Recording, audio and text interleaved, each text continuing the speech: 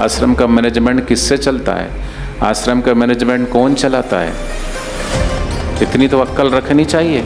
अच्छा, गुरुजी बोल रहे हैं तो बोले नहीं, गुरुजी से बुलवाया जा रहा है। गुरुजी बोल नहीं रहे, गुरुजी से बुलवाया जा रहा। गुरुजी को गन रख करके बुलवाया जाता है। किसी की औकात है दुनिया में कि बापूजी के सामने बापूजी से बुलवाया जाए? आप में।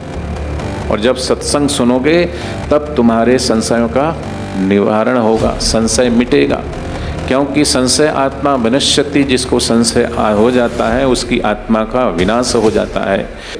और मन इंद्रियों से जो भगवान परे है, मन से भी परे है और बुद्धि से भी परे, इंद्रियों से भी परे। तो तुम जो सोच रहे हो वो किस आधार पे सोच रहे हो? किस चीज़ से सोच रहे हो? मन से सोच रहे हो कि बुद्धि से सोच रहे हो? तो क्या मन से पकड़ने वाले हैं, पकड़ में आने वाले हैं भगवान और भगवत प्राप्त सदगुरु? तुम जो निंदा कर रहा है या जो निंदा सुन रहा है उसको बहुत फर्क पड़ता है, उसका तो बेड़ा गर्क हो ही रहा है। रामचरितमानस में गोस्वामी तुलसीदास जी लिखते हैं कि पर निंदा सम अघन गरीसा, निंदा के समान कोई पाप नहीं। और जिसकी निंदा कर रहे हो उसका तो तुम बहुत भला कर रहे हो।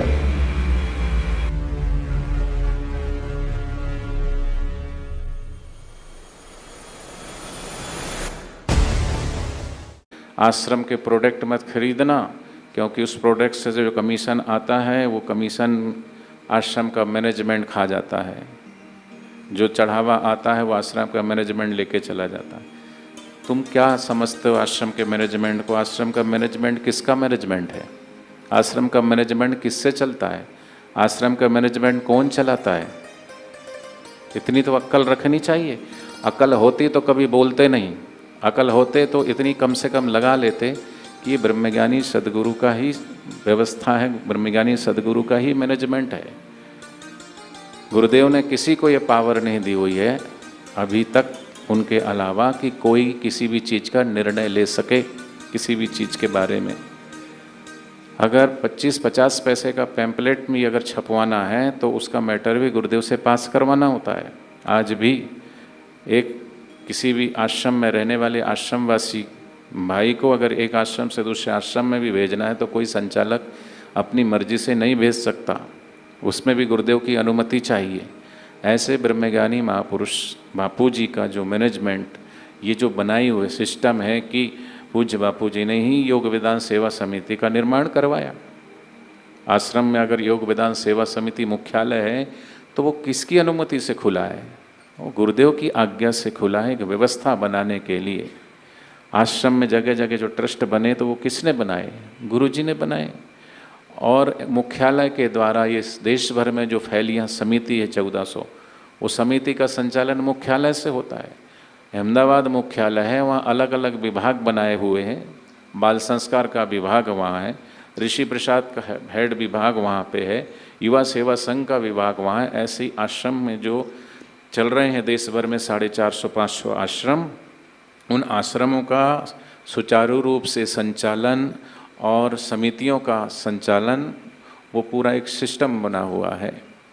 उस सिस्टम के ऊपर उंगली उठाना माने गुरुदेव के ऊपर उंगली उठाना।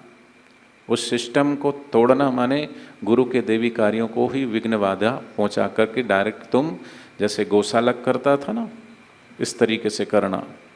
तो इस तरीके से जो काम मीडिया ने नहीं कर पाया, क्योंकि शुरू में बापूजी की जब गिरफ्तारी हुई तब सभी साधक एकजुट होकर के और गुरुदेव के लिए आवाज़ उठाते रहे, अपने अपने क्षेत्र में लगे रहे, मीडिया का मुंह तोड़ जवाब देते रहे किसी भी प्रकार का, क्योंकि ये साधक अपने गुरुदेव को जानते हैं और जो गुरुदेव को जानते हैं वो यही कहते हैं कि ये सदगुरु का दर है, यहाँ मनमानी नहीं होती। निंदा करने वालों ने चाहे कितनी भी निंदा करी हो, सच्चे गुरु भक्तों को कोई परेशानी नहीं होती, क्योंकि सच्चे गुरु भक्त ये कहते निंदकों कुछ तो है बापूजी में, वरना यूं ही बापूजी की दुनिया आज भी दीवानी नहीं होती, दीवानी नहीं होती। लेकिन ये ऐसे गीध हैं कि जब भी बापूजी का स्वास्थ्य लड़खड़ाता है, इनको मौका मिल जाता है लोगों को उकसाने का, लोगों को भड़काने का, क्योंकि इसी से इनकी रोजी रोटी चलती है। ये साधकों में ही साधकों को लड़ाएंगे, भिड़ाएंगे और उसके बाद आपस में कि आश्रम वाले गद्दार है, लीगल टीम गद्दार है, तभी तो तुम उनसे जुड़ोगे, और उनसे जुड़ोगे तो फिर क्या कहोगे कि अब बापूजी को हम बाहर लेके आएंगे। कितने साल से बोल रहे हो तुम? 11 वर्षों से बोल रहे हो। ठीक है, 11 वर्षों में तुमने किस किस की जेबें खाली करवाई, उसके भी प्रमाण है, उसके भी प्रूफ है। तुम लोगों को मैसेज करते हो, ठीक है, कभी तुम्हारी पूज्य नारायण साईं जी से बात हो गई हो तो वो ऑडियो रिकॉर्डिंग रखते हो, और उस ऑडियो को वकील की एक रिकॉर्डिंग और उसकी रिकॉर्डिंग लोगों को भेजते हो, ताकि लोगों को भी विश्वास होए कि ये बापूजी का केस देख रहे हैं, और उस आड़ में इतना पैसा दे दो, ये इतना पैसा। पर गुरुजी क्या बोलते हैं? गुरुजी के पास कभी गए नहीं। जिनका केस लड़ना है कभी उनके पास भी तो जाओ, साइन तो वही देंगे ना करके, वकालतनामा तो वही साइन करेंगे, तभी तो केस लड़ पाओगे। वहाँ जाना नहीं है, उनसे मिलना नहीं है, लेकिन भोले वाले लोगों को आपस में लड़ाना भिड़ाना। तो इन 11 सालों में कितने आए। समय समय पर गुरुजी उनका नाम भी उजागर करते रहे कि ऐसे लोगों को जूता सूंघाओ जो तुमसे पैसे मांगते हैं, कोई किसी के पैसे ना दे। समय समय पर बोलते रहे। लेकिन बुद्धिहीन लोग जो गुरु को मनुष्य समझते हैं, भले प्रार्थना रोज करेंगे, गुरुर ब्रह्मा गुरुर विष्णु गुरुर्देवो महेश्वरा गुरु साक्षात परब्रह्म तस्मै श्री गुरुवे नमः, और फिर ऐसा बोलेंगे महामूर्ख लोग कि गुरुजी से तो जबरदस्ती बुलवाया जाता है। ये बुद्धिमान है कि बुद्धिहीनता है? इसी के लिए भगवान बोलते हैं कि बुद्धिहीन पुरुष मेरे अनुत्तम अविनाशी स्वरूप को नहीं जानते। सहजो भाई ने कहा, गुरु को माने मानवी देखे देह व्यवहार। हमारे जैसे ही बोलते हैं, हमारे जैसे ही चलते हैं, हमारे जैसे ही खाते पीते हैं, हमारे जैसे ही रहते हैं, तो क्या हमारे जैसे हो गए? डॉक्टर तो डॉक्टर होता है, मरीज तो मरीज है। मरीज रुग्ण है, बीमार है, और बीमारी के कारण हॉस्पिटल में भर्ती हुआ है। तो हॉस्पिटल में तो डॉक्टर भी है, लेकिन दोनों का बुनियादी भेद है। एक पायदान पे खड़े होने से आप बराबर के नहीं हो जाते हो। कौन किधर जा रहा है, कौन ऊपर से नीचे आ रहा है, कौन नीचे से ऊपर जा रहा है, थोड़ा देख लो सीढ़ियों पे चढ़ते हुए। कई बार सीढ़ी चढ़ते चढ़ते एक ही पायदान पे 2 व्यक्ति आकर के आ जाते हैं, लेकिन दोनों की दिशाएं अलग है। कोई उतर रहा है तो कोई चढ़ रहा है, दोनों में भेद है। मरीज है तो अपनी बीमारी के कारण है, और डॉक्टर उस मरीज की बीमारी का इलाज कराने के लिए। ऐसे ही साधारण जीव संसार में आया है तो अपने जन्म मरण के अनेक अनेक जन्मों के कर्म बंधन को काटने के लिए आए। पर ब्रह्मज्ञानी सदगुरु अगर धरती पर आए हैं तो वो जन्म जन्मांतर के कर्म बंधन में फंसे हुए जीवों को तारने के लिए आए कि रब मेरा सतगुरु बन के आया, मैनू वेख लेने दे, मत्था टेक लेने दे, बूटे बूटे पानी पावे, नी वो आया माली बन के मैनू वेख लेने दे। तो गरुड़ को संदेह हो जाता है। भगवान श्री राम जी जब नागपाश में बंधे तो गरुड़ जी भी देखते हैं तो संशय से भर जाते हैं, और भगवान शिव जी के पास जाकर कहते कि प्रभु मेरे संशय का निवारण कीजिए। तब गरुड़ पक्षियों में श्रेष्ठ है, और कौआ निकृष्ट योनि, कौआ की पक्षियों में निकृष्ट योनि मानी जाती कौए की। और भगवान श्री राम जी पर संदेह करना माने शिव जी के इष्ट पर संदेह करना, और जीव शिव जी के इष्ट पर संदेह करे तो शिव जी तो फिर बराबर ऑपरेशन करेंगे ना। कहा गरुड़ जाओ काकभूषुंड जी के पास जाओ और थोड़ा सत्संग सुनो, और जब सत्संग सुनोगे तब तुम्हारे संशयों का निवारण होगा, संशय मिटेगा। क्योंकि संशय आत्मा विनश्यति, जिसको संशय हो जाता है उसकी आत्मा का विनाश हो जाता है, वो परमात्मा से सद्गुरु से दूर हो जाता है, वो आत्महनन आत्महत्यारा है। इसलिए कहा कि कबीरा निंदक ना मिलो पापी मिलो हजार, एक निंदक के माथे पर लाख पापिन को भार। संत का निंदक महाहत्यारा, संत का निंदक परमेश्वर मारा, निंदक की कभी बूझे ना आस, नानक संत का निंदक सदा हो निराश। तो ये आत्महत्यारा क्या है? ऐसे लोग गुरुद्वार की निंदा करते करते इतने नीचे गिर गए हैं कि अब उनका गुरुद्वार पे आना अपने आप बंद हो गया। उन्हें किसी ने रोका नहीं कि तुम आश्रम में मत आओ, लेकिन दिन रात जो आश्रम की निंदा कर करके उनके इतने पाप बढ़ गए, क्योंकि जिसकी निंदा कर रहे हो उसको कोई फर्क पड़ने वाला नहीं है। क्योंकि सदगुरु कहते हैं कि निंदक नेड़े राखिए आंगन कुटी छबाए, बिन पानी बिन सावना निर्मल करे सुबाए। जिसकी निंदा कर रहे हो उसको क्या फर्क पड़ने वाला है, पर तुम जो निंदा कर रहा है या जो निंदा सुन रहा है उसको बहुत फर्क पड़ता है, उसका तो बेड़ा गर्क हो ही रहा है। रामचरितमानस में गोस्वामी तुलसीदास जी लिखते हैं कि पर निंदा सम अघन गरीसा, निंदा के समान कोई पाप नहीं। और जिसकी निंदा कर रहे हो उसका तो तुम बहुत भला कर रहे हो। किसी के भी बारे में जाने बिना सुनी सुनाई बात अब सुन करके, और अधिकतर अभी ऐसे निंदकों के चक्कर में फंस करके कई माताएं, कई बहनें, कई भाई हर जगह दो चार ऐसे आ गए हैं कि उनको ऐसा लगता कि वो ही सही बोल रहे हैं, पर उनको ये नहीं लगता कि गुरुजी क्या बोल रहे हैं। अच्छा, गुरुजी बोल रहे हैं तो बोले नहीं, गुरुजी से बुलवाया जा रहा है। गुरुजी बोल नहीं रहे, गुरुजी से बुलवाया जा रहा। गुरुजी को गन रख करके बुलवाया जाता है। किसी की औकात है दुनिया में कि बापूजी के सामने बापूजी से बुलवाया जाए? आप में से यहाँ जितने बैठे हो कोई भी एक हाथ ऊंचा करके बोल दो कि हाँ गुरुजी से जबरदस्ती बुलवाया जाता है।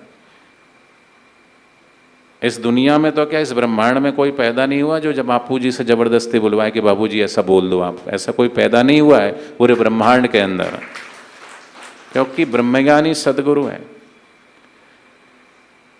जेल के अंदर भी किसी अधिकारी की इतनी औकात नहीं है कि बापूजी से सामने पीठ पीछे कोई कुछ भी बोल ले, वो तो बोलने वाले बोलते रहते हैं, लेकिन किसी की हिम्मत नहीं कि गुरुदेव के सामने समक्ष कुछ बोले। एक सेवक गुरुजी के साथ में अंदर जेल में रहता, तो पतझड़ का मौसम था, पीपल का वृक्ष था, तो रोज पीपल के पत्ते टपकते हैं। पीपल का या कुछ पेड़ था, हो सकता मैं पीपल बोल रहा हूँ, पेड़ था, पर यह है कि पेड़ था, पेड़ के पत्ते गिरते थे। अब क्या था, शायद पीपल का था, नीम का था, मुझे नहीं पता, पेड़ था। उस पेड़ पे से पत्ते झड़ते थे। तो सुबह सुबह जब बापूजी वहाँ टहलते तो सेवक थोड़ा झाड़ू, पानी छाट के झाड़ू लगाता। अब गुरुजी घूमते घूमते उस तरफ जा रहे हैं, तब तक वो थोड़ा झाड़ू लगा देते। जैसे गुरुजी आ रहे तो झाड़ू खड़ा हो जाता। तो गुरुजी ने देख लिया, बोले ये क्या तू रोज रोज झाड़ू लगता हुआ, पत्ते तो पक गए हैं तो चढ़ जा ऊपर, और ऊपर से चढ़ करके डालियों को थोड़ा झाड़ दे, पत्ते नीचे गिर जाएंगे। तो वो चढ़ गया। अब चढ़ा तो गुरुजी की आज्ञा से। गुरुजी तो ये बोल के अंदर चले गए, वो पेड़ पे चढ़ गया। ये पुलिस वाले ने देख लिया। अब पुलिस वाला तो उसके पास बंदूक है, बोले तू ऊपर कैसे चढ़ा? बोले कैसे चढ़ा? पैर से चढ़ा। वो नीचे आ जा। बोले नहीं आऊँगा, मेरे को थोड़ा मैं सेवा के लिए चढ़ूँ, पत्ते झाड़ने। तू, क्योंकि जेल के अंदर दीवार पे चढ़ना, पेड़ पे चढ़ना ये अपराध है। पर वो गुरुजी की आज्ञा से चढ़ा था और कोई भागने के लिए नहीं चढ़ा था, वो तो पत्ते झाड़ने के लिए। लेकिन उसने बोला उतरता कि नहीं उतरता? उतर जा, नहीं तो गोली मार दूंगा। अब ये सुन लिया गुरुजी ने अंदर। गुरुजी तो थोड़ा मालिश वालिश किए हुए थे, तौलिया लपेटे हुए थे, थोड़ा धूप स्नान करके अंदर स्नान के लिए गए थे। ये सुना तो बापूजी उसी अवस्था में आ गए। बोले क्या बोलता है? गोली मार दूंगा। चला गोली में देखता हूँ तू कैसे गोली चलाता है। गोली मार दूंगा। ऐसे मार देगा गोली? मार के दिखा। बोले बाबा जी आप बीच में मत आइए। बोले मैं नहीं आऊँगा तो क्या तेरा बाप आएगा? हैं, मैंने ही इसको बोला है, मैं ही इसका गुरु हूँ, मैं नहीं बोलूँगा तो क्या तेरा बाप बोलेगा? और क्यों इसको मारेगा गोली? मार के दिखा। बोले बाबा जी आप बीच में मत आइए, मैं इसको बुला लूँगा उसका। अरे तो जिसको बुलाना बुला, एसपी को बुला लूँगा, डीएसपी को बुला लूँगा, बुला ले सबको। और सारी भीड़ हो गई। बापूजी बोले कि ये बोलता है कि इसको गोली मार दूंगा, इसका गुनाह क्या है? पत्ते झड़ रहे हैं तो अगर झाड़ने के लिए गया है तो ऊपर उतर जाएगा, वो पेड़ पे थोड़ी ना रहेगा। तो उसको बोलता गोली मार दूंगा। ऐसे कैसे गोली मार देगा? मार के दिखाए गोली। अब बापूजी से कौन जुबान लड़ाएगा? है किसी की हिम्मत? बोलिए। पर जो सच्चा साधक है, बाहर वाला भी, अधिकारी भी बापूजी की रिस्पेक्ट करता, बापूजी के सामने जुबान नहीं लड़ाता। और ऐसे बुद्धिहीन लोग, बापूजी हमारा शुद्ध भाव है। अरे तू बापूजी को बताएगा तेरा शुद्ध भाव है कि अशुद्ध भाव है? तू गुरु जी को ज्ञान देने चला है? ऐसी मूढ़मति के लोग, ऐसी मंदमति के लोग क्या समझते हैं गुरु जी को? क्या समझते हैं गुरु जी को? साधारण मनुष्य, यही भगवान कह रहे हैं। और मैंने कोई ये पढ़ के नहीं आया हूँ, ये भगवद गीता का श्लोक निकाला, उसी श्लोक के ऊपर मैं ऐसा बोल रहा हूँ, ठीक है? कोई मैं वहाँ से तैयारी करके नहीं आया हूँ कि आज मुझे ये बोलना है, पर ये श्लोक निकल गया तो उस श्लोक को मैंने उच्चारण कर दिया, उसी पे मैं बोलने लगा। तो भगवान कहते हैं, बुद्धिहीन पुरुष मेरे अनुत्तम अविनाशी, परम भाव को ना जानते हुए, भगवान को परम भाव से ना जानते हुए, और मन इंद्रियों से जो भगवान परे है, मन से भी परे है और बुद्धि से भी परे, इंद्रियों से भी परे, तो तुम जो सोच रहे हो वो किस आधार पे सोच रहे हो? किस चीज़ से सोच रहे हो? मन से सोच रहे हो कि बुद्धि से सोच रहे हो? तो क्या मन से पकड़ने वाले हैं, पकड़ में आने वाले हैं भगवान और भगवत प्राप्त सदगुरु? क्या बुद्धि से पकड़ोगे तुम भगवान और भगवत प्राप्त महापुरुषों को? वो तो भाव के भूखे हैं। भाव का भूखा हूँ मैं, भाव ही एक सार है, भाव से जो भजे उसका बेड़ा पार है। भाव बिना मुझे कुछ भी दे मैं कभी लेता नहीं, भाव से एक पुष्प दे तो मुझे स्वीकार है। तो बुद्धि से मत तोलना। और बुद्धि से तो माँ यशोदा बांध रही थी ना कान्हा को, कितनी रस्सी बांध दी, कितनी रस्सी लेके आई, और रस्सी बांध बांध के रस्सी छोटी पड़ गई, अंत में छोड़ दिया। बोले कौन है भाई तो? तो जैसे ही छोड़ दिया थक गई, उसी क्षण भगवान। इसलिए भगवान और भगवत प्राप्त महापुरुषों को बुद्धि से नहीं तोलना चाहिए। यशोदा माँ हार गई तो कान्हा ने तुरंत अपना दिखा दिया जलवा। तो ऐसे कितने कितने दृष्टांत भरे पड़े हैं।